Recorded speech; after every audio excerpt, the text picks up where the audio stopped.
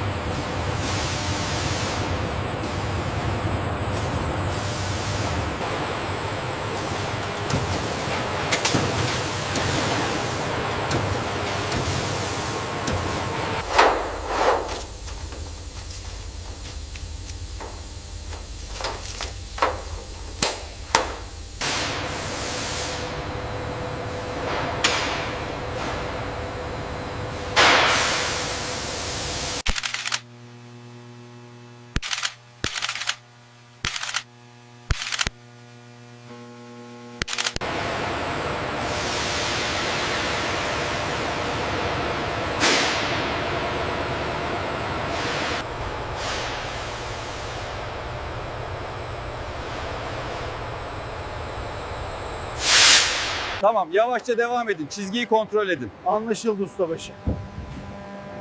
Benim tarafım temiz.